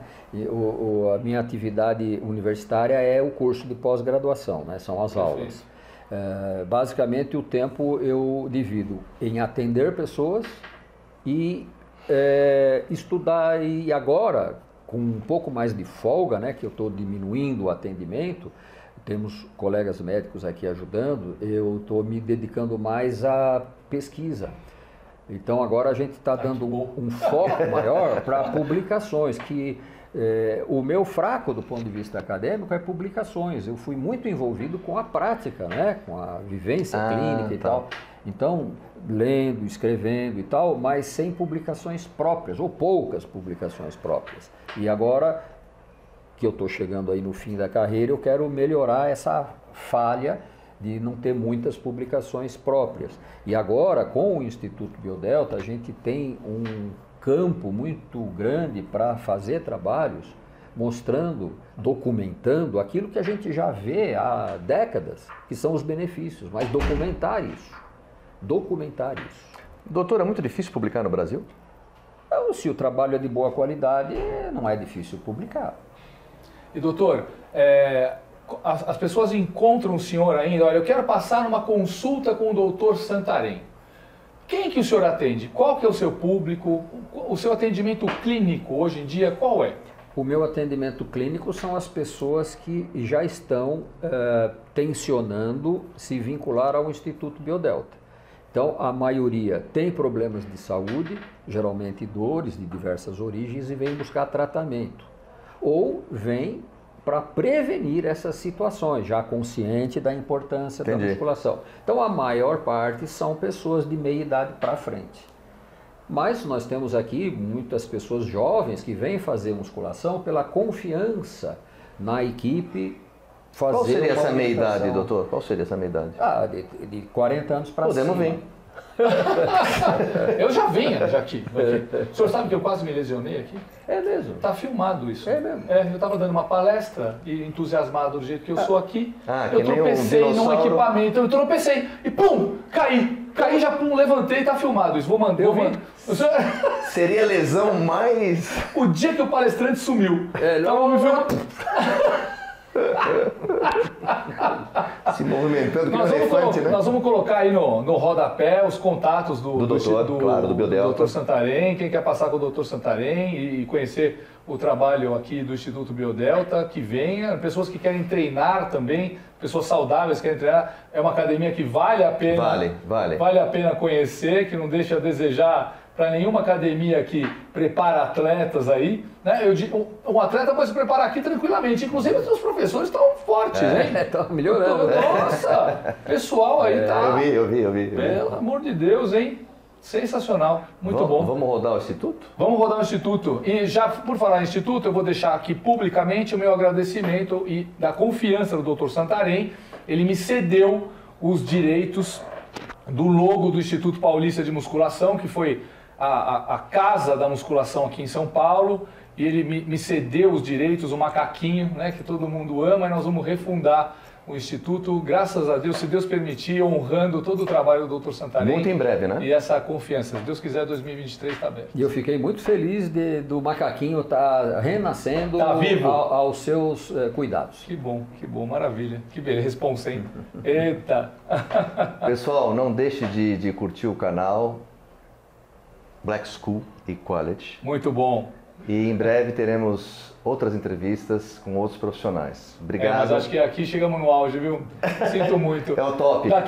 Só se a gente tem que entrevistar o Arnold. E para nós, tenho certeza que para mim e para o Fernando é uma honra. Confesso que fiquei nervoso por estar aqui do lado do doutor. Não é fácil. Quem conhece o segmento sabe, né, Fernando? E não por ele, né? Porque ele passa uma tranquilidade. Mas é o que ele representa. Exatamente. Toda a importância que ele teve, que tem nas nossas vidas, né, enquanto profissionais. E eu quero agradecer aos dois e às empresas que estão aí nos apoiando. Nós é que agradecemos. Maravilha. Vamos rodar o Instituto Biodelta. Conheça! Até já.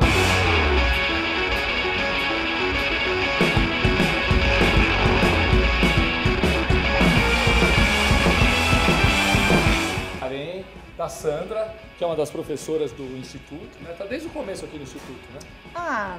Desde 2002. Nossa, são 20 anos, E o Instituto tem duas partes. Essa parte que nós estamos adentrando aqui é a musculação terapêutica, onde vocês atendem pessoas mais fragilizadas, não é isso? Exato. Aqui é o programa assistido.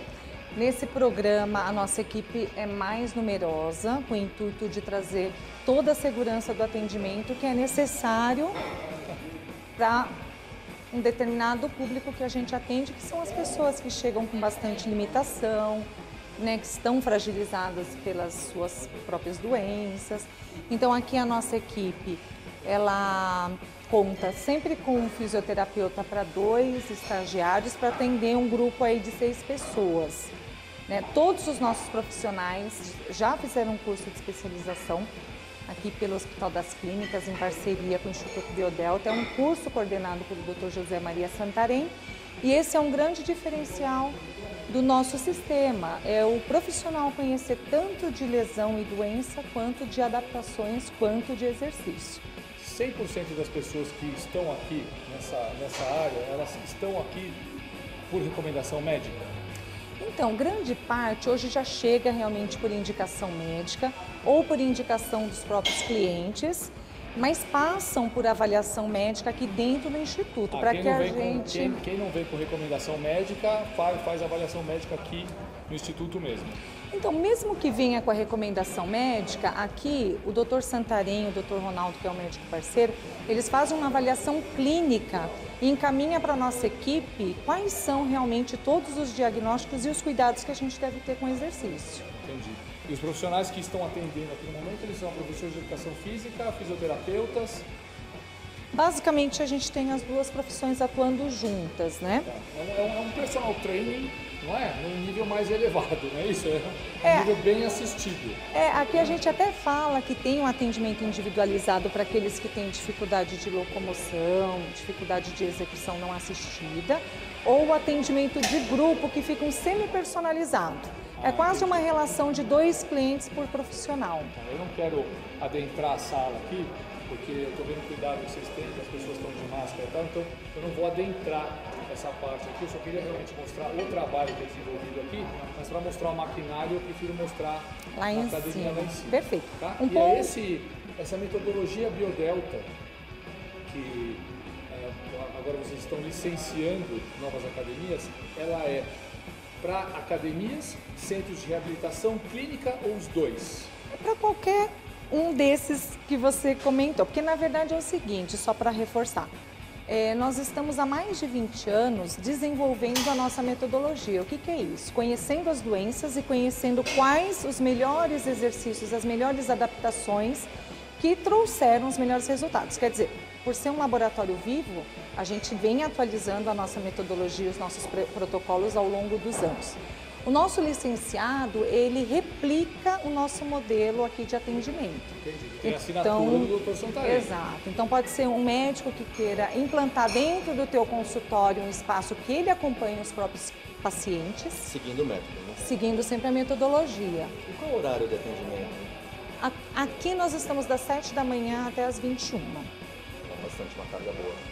E eu percebi que tem um cuidado de ser no térreo, né? Porque provavelmente muitas pessoas que chegam aqui talvez não consigam subir escada sozinhas. Exato. O programa assistido, ele contempla todo esse cuidado, né? Tudo isso foi feito aí com o arquiteto, com o engenheiro, pensando na acessibilidade. Não quer dizer que um licenciado não possa trabalhar no segundo andar, desde que ele tenha o cuidado de ter elevador, por exemplo, para que possa fazer, porque né, tem a gente locomoção. que não consegue andar, mas que pode fazer musculação. Pode, com certeza, fazer musculação. Dr. Santarém, que é o grande idealizador, né, de todo esse processo, eu gostaria de complementar o que a Sandra falou. Fica para A Sandra já falou tudo que tinha que ser. E você completou. Quem não consegue andar, consegue fazer musculação. Nada mais certo. Quem quiser ter um contato maior para adquirir essa metodologia, para vir trabalhar com o método do Dr. Santarém, metodologia Biodelta na sua clínica, na sua academia, como faz? Vai no site? Como que entra em contato aqui? Ele entra em contato pelo nosso site, que é o biodelta.com.br. E lá tem um link, seja um licenciado. A partir de um preenchimento de ficha, a gente passa a entrar em contato com o interessado e passar todas as informações. Tá. E obrigatoriamente, um centro de treinamento e reabilitação como esse, a academia ou a clínica tem que ter um médico responsável por implantar o método ou um professor de educação física que tenha feito o curso do Dr. Santarém, ele pode ter a academia dele ou a metodologia Biodelta. Como responsável técnico, né? Boa pergunta.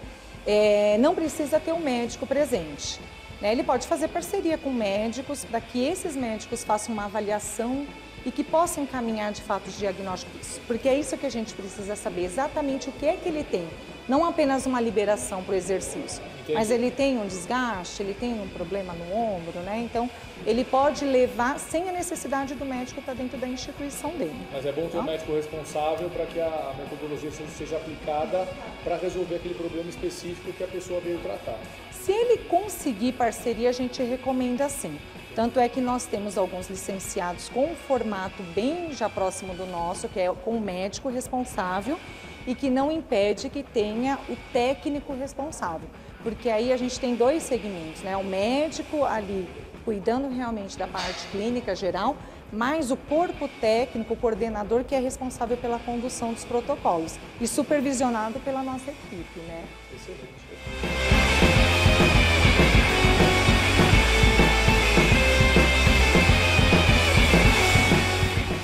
Vamos conhecer aqui. Aqui a gente chama de programa assistido, lá em cima de programa supervisionado. Como você bem falou, é isso, né? Pessoas que podem subir as escadas. Olha lá, Alexandre. Vamos lá? Aqui é onde o pessoal pega pesado, não? Aqui é só reabilitação, porque eu já treinei aqui. Já vieram uns atletas treinar aqui. Então, o que eu gosto desse maquinário é que eles atendem tanto uma pessoa, uma senhora que está procurando reabilitação, quanto um atleta de alto rendimento. Isso que eu gosto aqui dessa parte da academia.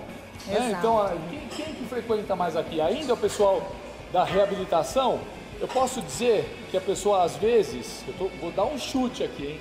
Será que é uma pessoa que chega aqui com um problema no ombro, por exemplo, chega aqui sob recomendação médica, ela começa fazendo uma fisioterapia lá embaixo e aí melhora, tal, ganha massa muscular, consegue evoluir no treinamento e vem para cá para continuar melhorando? Tá. Isso acontece?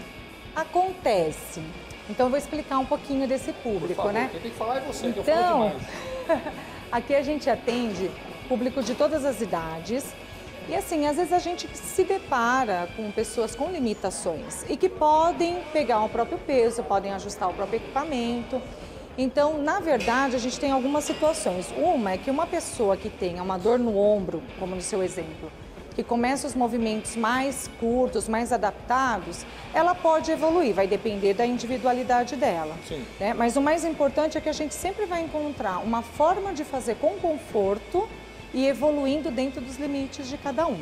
Então a gente tem casos de clientes que começam com um tratamento um pouco mais terapêutico lá embaixo, depois eles podem... O que eu vi que vocês estão fazendo lá é personal training. Isso, né? Uma relação quase 2-1 e que podem evoluir para cá.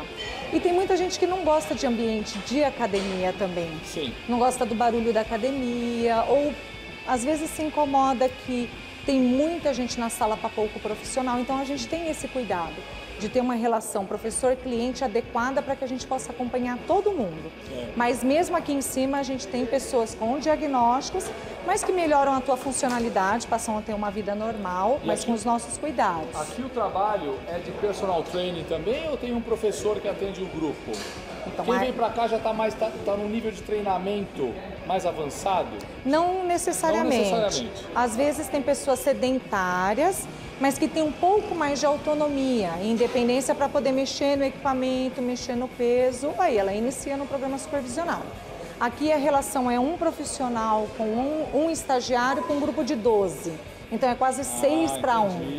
Né? Então por isso que a gente tem todo esse cuidado, a gente consegue acompanhar, adaptar, fazer as evoluções dentro do que for mais adequado. Tem gente que ainda se sente inibido, né, de entrar numa academia. Muita gente. Até porque não tem atendimento, né? Eu falo que equipamento sem material humano acaba virando sucata, né?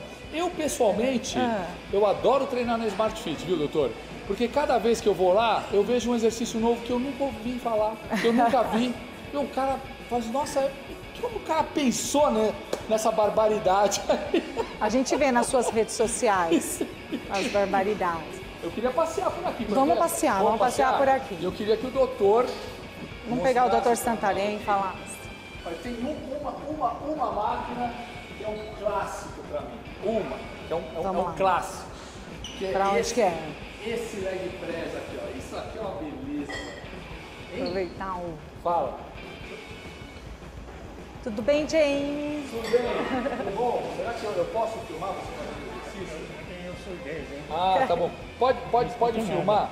Pode filmar você fazendo exercício? Pode? Pode? Por favor. Esse não.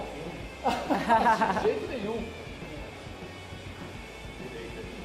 Então, o maquinário Biodelta, olha, esse equipamento aqui é o que, na minha opinião, deixa eu só falar com ele um pouquinho. Equipamento Biodelta. Está controlando tudo aqui, o leg press horizontal, está no controle da carga, a máquina articulada, é isso? Exatamente, né? O movimento pendular com variação de carga ao longo do curso. Então, quando o músculo passa da máxima contração muscular, o equipamento ele fica relativamente mais leve, o que torna o exercício confortável e possível, mesmo, por exemplo, em limitação de quadril, em limitação da articulação do joelho, uma grande vantagem. Na minha opinião, quando falam de equipamento Biodelta, o primeiro que vem na minha cabeça é esse leg press horizontal, né? O senhor demonstrou aqui também esse extensor de tríceps, como a pessoa entra e sai tranquilamente. O senhor é médico. O senhor teve algum engenheiro que ajudou o senhor a fazer isso? Ou o senhor que viu nos maquinários, que o senhor tem conhecimento desde sempre, desde aquela época do Instituto, que tem aquele maquinário Califórnia, né? Foi o senhor que idealizou isso ou teve engenheiros que ajudaram o senhor aqui? Porque precisa, aqui precisa de uma certa engenharia para a máquina ficar na ergometria correta. Mas essa história da pessoa entrar e sair aqui sozinha, isso daí não foi o engenheiro, isso aí foi o senhor. Sim. A biomecânica do equipamento não é uma área da engenharia, né? Então a biomecânica, a gente contribuiu com a biomecânica. Agora, naturalmente que os nossos fabricantes, engenheiros que ajudam a dimensionar o equipamento, os materiais. Entendi. Dimensionar os materiais. Agora, toda a relação de ângulos, de alavancas, aí é biomecânica e isso é projeto novo. Nós estávamos falando lá embaixo da metodologia Biodelta, né? Para o pessoal que quer ter na sua academia licenciada pelo Instituto Biodelta. É importante que ele adquira um número mínimo de máquinas. Como que é? Sim, há um número mínimo de máquinas e que é variável dependendo da área que ele tem. Entendi. Mas é preciso ter o nosso equipamento para aplicar a nossa metodologia. Na realidade, a gente consegue fazer adaptação de exercícios para doenças e lesões com qualquer equipamento. Mas se eu for utilizar o equipamento Biodelta, os resultados são melhores. A facilidade é maior. O senhor fica mais tranquilo também em relação à segurança. Não é isso? Uma das vezes que eu tive aqui, o senhor me falou que existia um pacote de um número, se eu não me engano, eram, não sei se 6 máquinas, tal, que o senhor recomendava como um mínimo e que a pessoa podia adquirir lá na Pórtico, parcelado. Existe isso para quem adquirir o método? Bom, veja, a Sandra pode dar detalhes desse escalonamento de equipamentos dependendo do tamanho do espaço, né? Então existe, a pessoa pode procurar por isso. Sim, sim. Agora, o equipamento é vendido independente da metodologia, né? Entendi. Então, você quer pôr lá na sua academia um leg press, quer pôr um tríceps, você pode adquirir o seu aparelho. Entendi. Agora, muitos dos nossos clientes são pessoas que fizeram nossos cursos, que querem trabalhar com a nossa metodologia, então eles precisam comprar um pacote mínimo de aparelhos. Entendi. Eu acho que o importante da gente reforçar é que desde a unidade menor, que vai contar aí com uns 13 equipamentos, ele consegue aplicar todos os protocolos. Então, uma pessoa que tem problema na cervical, a pessoa que tem um problema no cotovelo, a pessoa que tem um problema na articulação do joelho, porque como a gente quer que seja replicado com todos os nossos cuidados, então a gente cuidou disso também na hora de fazer o formato de negócio. O que muda agora da primeira para as demais é a quantidade de pessoas que se atende por hora. Aí você começa a aumentar a quantidade de equipamentos já existentes. E vão entrando alguns outros, mas os principais já estão dentro do primeiro modelo de negócio. E é legal contar que, assim, mesmo o equipamento, né, Santarém, ele passa por evolução. Então, sim, claro, a gente está sempre observando o que funciona, o que pode ser agregado, né, dentro aí do equipamento, a parte de adaptações. Então, isso é muito importante porque o próprio licenciado conta com as nossas evoluções também dessas condutas. Eu vejo que na própria linha tem máquinas que são terapêuticas, mas tem máquinas robustas ali, doutor, aquele puxador articulado ali. Aquilo ali, se eu colocar 60 de cada lado ali, eu vou pegar para fazer aquilo lá, não vou? Sim, toda a nossa linha, você pode trabalhar com grandes cargas. Suporta, né? Esse leg press aqui, cabe 100 de cada lado, você pode fazer com 200 quilos. E você usa menos peso que no leg press tradicional. 45 graus. Tradicional. Todo o equipamento serve para reabilitação e para atleta. Instituto Metodologia Biodelta, conheça o trabalho do Dr. Santarém. E também o site treinamentoresistido.com.br. Não dá pra gente deixar de falar isso, né? Com certeza. Você quer complementar com alguma certeza. coisa, Sandra? Você quer que o pessoal tenha acesso pelo site? Acesso pelo site, nas nossas redes sociais também é possível ter um contato com a gente, mas no site tem as informações mais importantes e depois a gente dá todo o respaldo. E os donos de academia que querem adquirir algumas máquinas da linha para ter ali na sua academia, entra também em biodelta.com.br. Entra também. Na Pórtico? Não, entra pelo nosso site, porque lá nós temos todos os nossos equipamentos, os vídeos. Pode entrar pela Pórtico também, mas a gente tem uma página só com a linha Biodelta, com todos os equipamentos, e por lá você já entra em contato conosco também para solicitar o orçamento. Maravilha. Excelente. Muito bom. Instituto Biodelta, conheça. Let's go! No feelings, just results.